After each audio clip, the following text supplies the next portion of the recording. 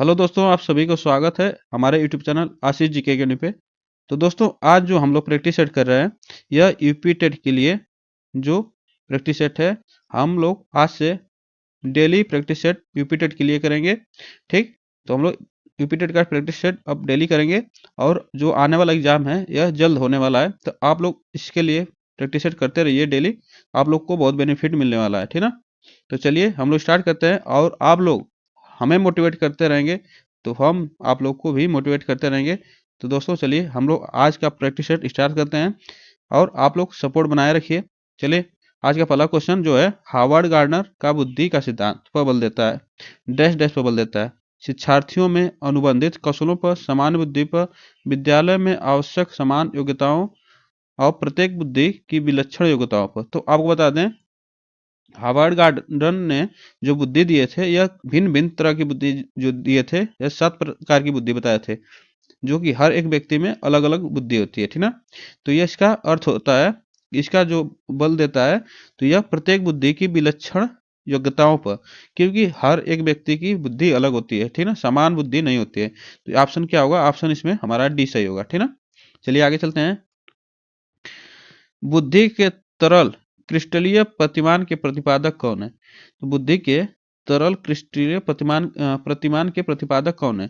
Cattle, Thorndike, Vernon और Skinner. तो बुद्धि के जो तरल क्रिस्टलीय प्रतिमान के प्रतिपादक हैं, वह कौन है? तो वह है जो हमारे कैटल साहब हैं, ठीक ना। यह कैटल साहब है, जो कि यह दो तरह के बुद्धि को बताए थे, दो तरह की बुद्धि बताए थे। इसमें एक हमारी जो तरल बुद्धि थी, और एक ठोस बुद्धि, सॉरी, एक तरल बुद्धि थी और एक ठोस बुद्धि थी, ठीक ना।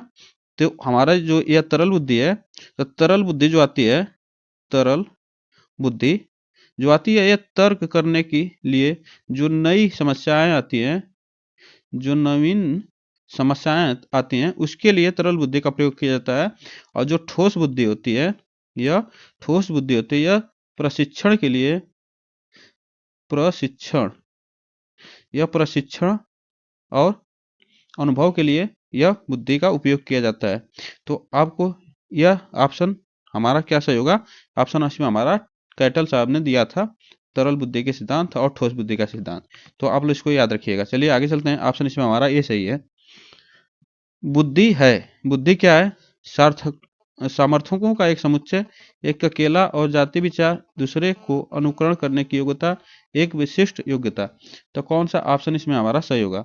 तो आपको ऑप्शन बताना है कौन सा ऑप्शन सही होगा इसमें। तो इसमें ऑप्शन जो हमारा सही होगा, यह ऑप्शन हमारा ए सही होगा। जो सार्थकों का समुच्चय होता है, यह एक प्रकार की यह बुद्धि है, ठीक ना।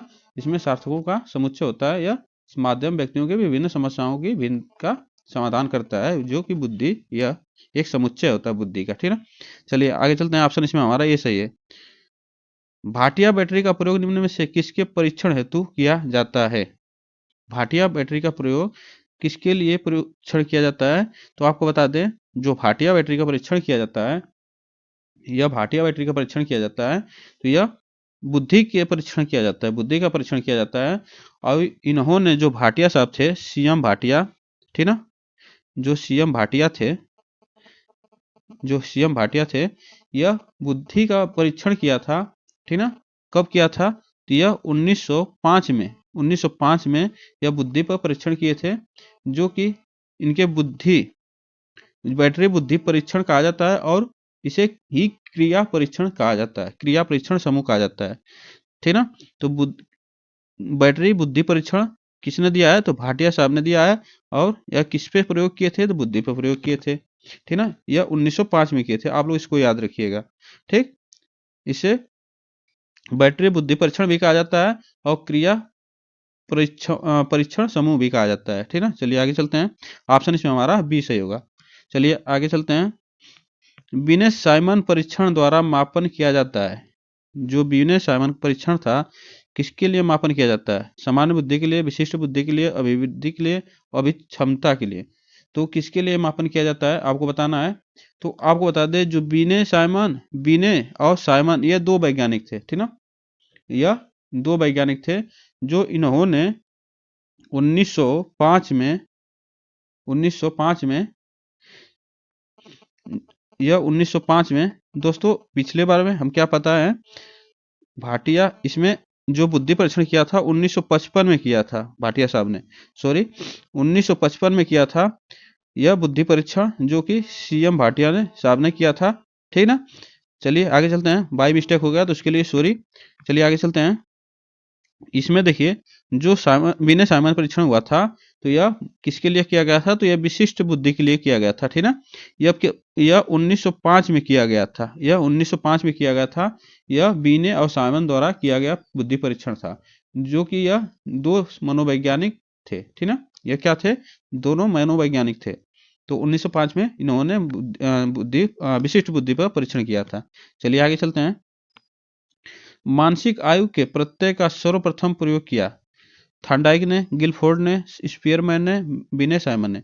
तो मानसिक आयु के प्रत्यय का सर्वप्रथम प्रयोग किसने किया था, तो यह विनय साइमन साहब ने किया था। विनय साइमन साहब ने कब किया था, तो 1905 में यह किया था। ठीक ना, यह 1905 में किया था। ऑप्शन इसमें हमारा डी सही है। चलिए आगे चलते हैं। 8 वर्ष के सुधीर की मानसिक आयु 10 वर्ष है। 8 वर्ष का सुधीर है, उसकी मानसिक आयु 10 वर्ष है, उसकी बुद्धि लब्धि पूछ रहा है। तो आपको बता दें, जो बुद्धि लब्धि आईक्यू होता है, आईक्यू, तो इससे हम लोग, इसका फार्मूला होता है मानसिक आयु बराबर वास्तविक आयु, जिसे इंग्लिश में MA/CA कहा जाता है, और इसका मल्टीप्लाई 100 से किया जाता है। ठीक ना, तो इसका हम निकालेंगे क्या, आईक्यू। तो कितना होगा हमारा आईक्यू, तो हमारा आईक्यू होगा 10/8 और गुणते 100। ठीक, तो हमारा कितना हो जाएगा आंसर, इसको काटेंगे तो हमारा यह कितने से कटेगा, यह 2 से कटेगा 5 बार में, यह 4 बार में। ठीक ना, यह फिर 4 से काटेंगे 25 बार में, यह 25 बार में कटेगा। तो हमारा इसका मल्टीप्लाई होगा, कितना होगा, 125 हो जाएगा। ठीक ना, तो यह ऑप्शन हमारा कौन सा सही होगा, तो 125 हमारा इसमें सही होगा। ठीक ना, ऑप्शन इसमें हमारा 125 सही है। चलिए आगे चलते हैं। डैश बैटरी का प्रयोग निम्न में से किसके मापन हेतु किया जाता है, किसके, तो व्यक्तित्व के, रुचि के, बुद्धि के, अभिव क्षमता के। तो आपको बता दें, जो बैटरी, जो बुद्धि बैटरी थी, सॉरी, जो बैटरी बुद्धि परीक्षण किए थे, ठीक ना, तो यह किसके लिए किया गया था, तो बुद्धि के लिए किया गया था। यह जो कि भाटिया बैटरी ने, भाटिया जी ने यह किया था 1955 में। ठीक ना, 1955 में किया था बुद्धि पर। ठीक ना, ऑप्शन इसमें हमारा सी सही है। चलिए आगे चलते हैं। हमारा टर्मन के अनुसार, ऑप्शन हमारा ए, क्वेश्चन नंबर ये हमारा, टर्मन के अनुसार 90 से 100 बुद्धि लब्धि का बालक माना जाता है। टर्मन के अनुसार 90 से 100 बुद्धि लब्धि का बालक माना जाता है। कैसा, मंद बुद्धि, सामान्य बुद्धि, श्रेष्ठ बुद्धि, क्षीण बुद्धि। तो जो 90 से 100 के बुद्धि का परीक्षण माना जाता है, तो यह सामान्य बुद्धि के अंतर्गत आता है।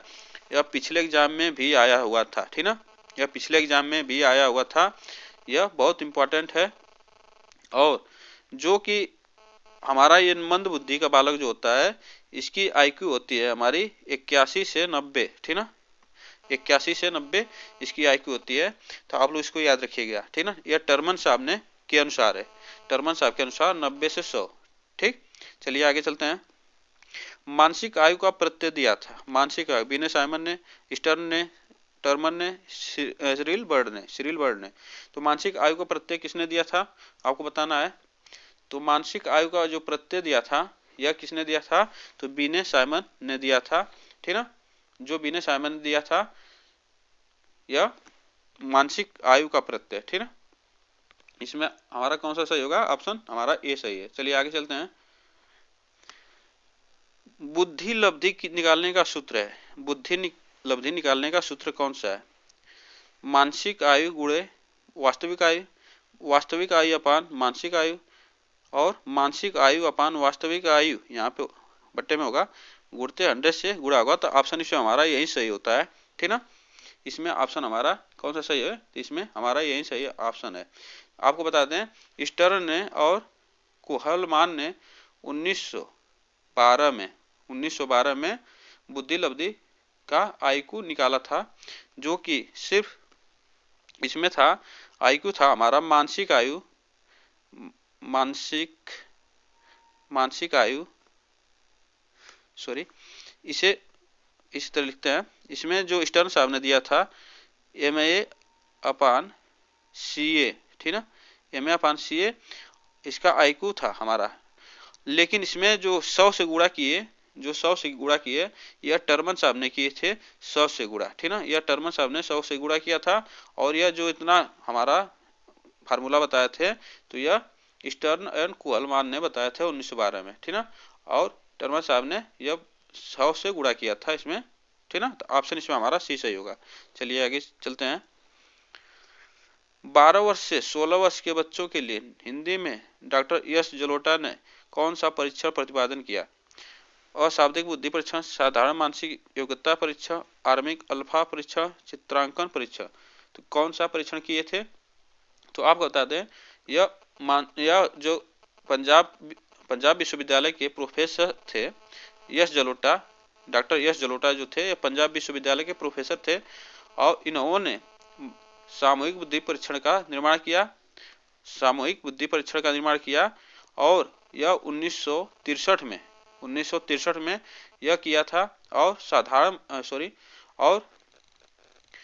साधारण मानसिक योग्यता परीक्षण भी परीक्षण रखा गया है। इसका नाम क्या क्या रखा गया? साधारण मानसिक योग्यता परीक्षण, जिसका प्रयोग किया था सामूहिक बुद्धि परीक्षण किया था, जो कि 12 वर्ष से 16 वर्ष के बच्चे थे, ठीक ना।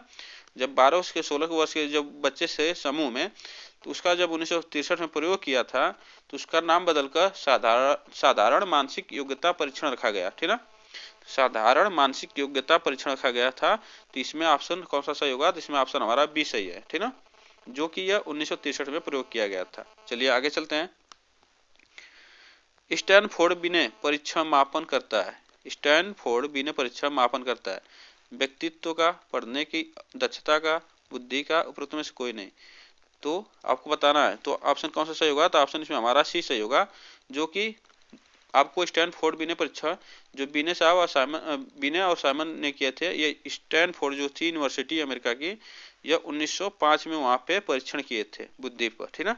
तो ऑप्शन इसमें हमारा सी सही है। चलिए आगे चलते हैं। 16 वर्षीय बच्चा बुद्धि लब्धि परीक्षण में 75 अंक प्राप्त करता है, उसकी मानसिक आयु वर्ष क्या होगी? तो इसका हमारा निकालना है मानसिक आयु। हमारा क्या निकालना है? मानसिक आयु। तो आप हमारा जो फार्मूला होता है IQ बराबर होता है MA अपान CA इंटू 100 होता है। तो हम क्या करेंगे, जो हमारी वास्तविक जो हमारी दी है 16 वर्ष, हम इसके फार्मूले पर रखेंगे, ठीक ना, जो फार्मूला पर हम रखेंगे इसका, तो हमारा क्या होगा, हमें MA निकालना है गुणे 100, ठीक ना, और हमारा 16 वर्ष दिया है, ठीक ना, ये कितना दिया है? 16 वर्ष। जब इसको हम क्या करेंगे, और इसका IQ दिया है 75 ना, इसका 75 IQ दिया है, एक मिनट सॉरी, इसका 75 IQ दिया है, 75 IQ दिया है, हमें MA निकालना है मानसिक आयु अपान 16, ठीक ना, गुणते 100, ठीक है। तो हम क्या करेंगे, जब इसको क्या करेंगे, इसको हम इधर गुणा कर देंगे, ठीक ना। जब इसको इधर गुणा कर देंगे तो हमारा कितना हो जाएगा, इसको हम 25 से काटेंगे, 25 चौका 100, 25 चौका 100 और 25 तिया 75, ठीक ना, ये हमारा कट गया। फिर इसको हम काटेंगे 4 से 16 को, 4 चौका 16, तो अब हमारा जो ये 4 यहाँ पे जाएगा, मल्टीप्लाई होता है, तो हमारा क्या होगा, 12 हमारा आंसर आएगा। इसका मानसिक आयु कितना होगा? 12 वर्ष, ठीक ना, इसका मानसिक आयु कितना होगा? 12 वर्ष। ऑप्शन इसमें हमारा 20 सही है, ठीक ना। आप लोग इसको निकाल कर फिर देखिएगा, इसमें ऑप्शन हमारा 12 सही है। चलिए आगे चलते हैं। किसने सबसे पहले बुद्धि परीक्षण का निर्माण किया? किसने सबसे पहले बुद्धि परीक्षण का निर्माण किया?